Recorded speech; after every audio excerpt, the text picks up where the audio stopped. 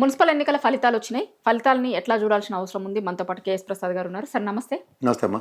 Municipal ఎన్నికల ఫలితాలు అంటే ఏం చెప్పినాయి? ఆ ఫలితాలని చూస్తే ఏమనిపిస్తుంది మీకు? నవ్వాలి ఆడవాళ్ళు అర్థం కాదు. ఎందుకు? ఎమ్మెల్యేలు 64, గెలిచిన మున్సిపాలిటీలు 64, కరెక్టే. 36 హంగ్, 116లో బేర్ మినిమం ఎన్ని గెలవాలి? రూలింగ్ గవర్నమెంట్ 80 పైన గెలాలి, 80-90 పైన. అక్కడ 20% వెళ్తి సర్పంచ్ ఎలక్షన్స్లో ముక్కుతో ముళ్ళుతో 55-60 మధ్యలో గెలిచి 60 క్లెయిమ్ చేస్తారు. ఇక్కడ అదే పరిస్థితి. అసలు నాకు అర్థం కాని విషయం, 60% అత్యవసర మార్కులతో లోకల్ బాడీలు ఉన్నప్పుడు మరి నెక్స్ట్ గవర్నమెంట్ ఎలా ఉంటుంది? కానీ హంగ్ వచ్చిన దాంట్లో చాలా మాకే వస్తాయి, మావే సీట్లు హంగ్ వచ్చినాయి కూడా అని అంటున్నారు ఇంకా కదా. అప్పుడు కూడా వాళ్ళు బుల్డోజ్ చేసుకోలేకపోతే ఎందులో పడిపోమని అక్కడ చుట్టుపక్కల 3-4 నదులు ఉన్నాయి. మూసి ప్రక్షాళించడం బదులు మూసిలో గెంతేస్తే బెటర్. వాళ్ళు ఎలా ఎత్తుకెళ్తున్నారు చూసావు కదా, ఆటోల్లో చేస్తున్నారు ఇండిపెండెంట్ వెళ్తున్న వాళ్ళని. నేను చూసి వస్తున్నాను న్యూస్ ఇందాకలా, చేసి ఇంట్లోకి వెళ్ళి కిడ్నాప్లు ఇవన్నీ చేసి మేము 36లో కాంకర్ చేస్తామంటే ఎవడికి ఉపయోగం అది? అసలు తీర్పు అయితే ఇచ్చారు కదా, నీకు డైరెక్ట్ గా అయితే మ్యాండేట్ ఇవ్వలే కదా. 64 ఇచ్చిన వాళ్ళు ఇంకో 20-30 ఎక్స్ట్రా కలిపి ఇవ్వాలి కదా. 36 రంగు ఇచ్చారంటే ఎంత డిసెంట్ ఉంది నీ మీద. ఒక పక్క 2541 కౌన్సిలర్లు ఈ వార్డు మెంబర్లు కలిపితే ఎన్ని మీకు గెలిపించారు? అందులో 1300 చిల్లర, వీళ్ళకి 700 పైన. అంటే 50% పైన బీఆర్ఎస్ పార్టీని గెలిపించి చూపిస్తారు మీరు గెలిచిన దాంట్లో.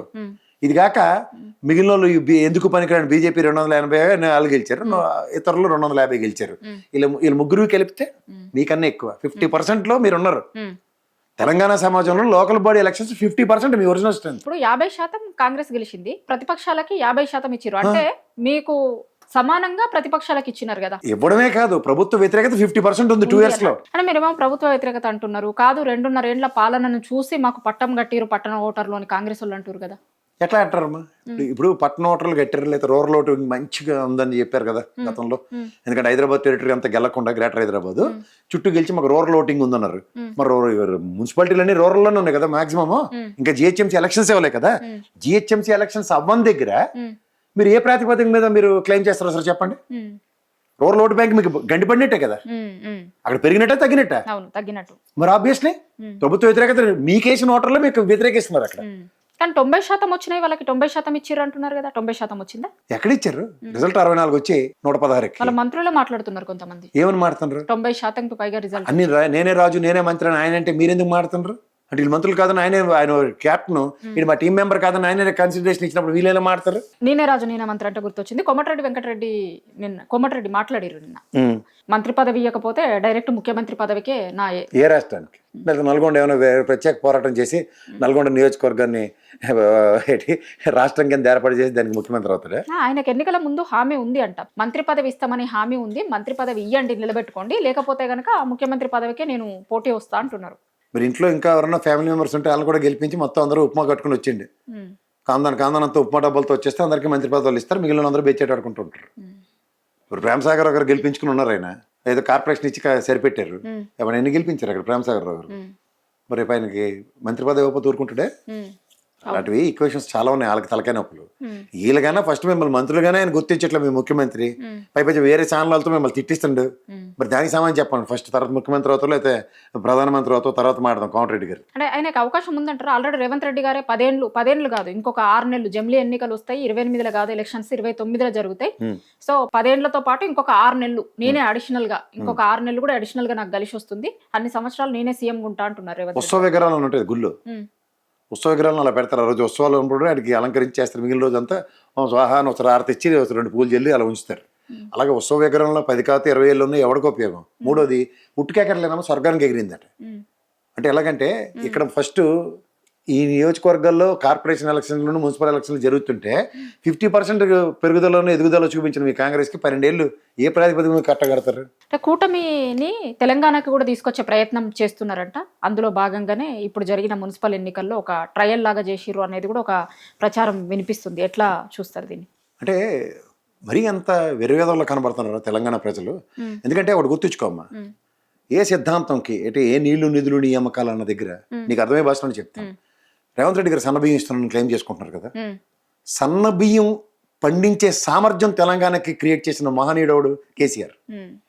ఆయనే కనుక నీళ్లు నిధులు నియామకాలు అన్న దగ్గర ఈ బృహత్తర కార్యక్రమానికి తెరలేకపోతే 10 ఏళ్ళలో మన సస్యశ్యామలవి ప్యాడీ హైయెస్ట్ ప్రొడక్షన్ మనం చేస్తున్నాం. ఒకప్పుడు దొడ్డు బియ్యం కదా తెలంగాణలో, సోనా మసూరి, కర్నూలు మసూరి అని చెప్పి సరదాపడి బియ్యంకి వాళ్ళ తెలంగాణ మసూరి అనేది ఎంత ప్రాధాన్యత సంతరించుకుంది దేశవ్యాప్తంగా. ఈ సామర్థ్యం క్రియేట్ చేసిన వాడు కేసీఆర్ గారు. అక్కడ పొకుడి కబుర్లు చెప్పే కూటమి ఏంటంటే సంపద సృష్టిస్తూ ఉంటున్నాడు. ప్రజలకి సంపద సృష్టించే మార్గాన్ని క్రియేట్ చేసినాడు గొప్పవాడు వచ్చినప్పుడు. అలాంటి వాళ్ళు ఆంధ్రుల పార్టీ నుంచి ప్రాంతాన్ని పరిరక్షించి ఆంధ్ర వాళ్ళ వివక్షకే కదా తెలంగాణ ఏర్పడింది. మళ్ళీ ఆన్లైన్ మన ఎత్తుకు తీసుకొస్తున్నారంటే ఇదేమో బ్రిటిష్ వాళ్ళ పాలన.